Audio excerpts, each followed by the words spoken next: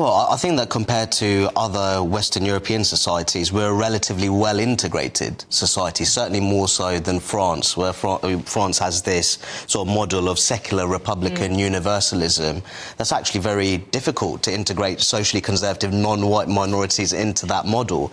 And also they say that we have this colourblind egalitarianism, but actually what that means is that quite often very real forms of racial and religious discrimination go ignored in much of France. So I think that we can take some pride in the fact that we're in a better position, but that doesn't mean that improvements can't be made. That there are certain parts of the country where there are very intense forms of racial and religious segregation. That's certainly the case in a string of post-industrial northern English towns, for sure. I'd think about Blackburn in Lancashire, for example, Dewsbury in West Yorkshire. But I think we also have to talk about integration. I don't really like the term assimilation, to be honest, anyway, because I think that makes a demand that you should just shed all aspects of your heritage, which I don't think's right. But what are we asking people to integrate into? I think that's the question.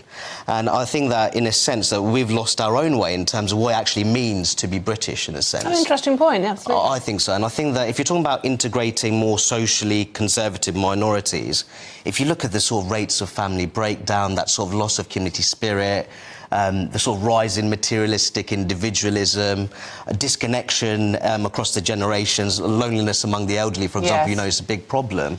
And those aren't necessarily qualities in the mainstream that make it very attractive for more socially conservative migrants to integrate into. And I think that's an important part of the conversation.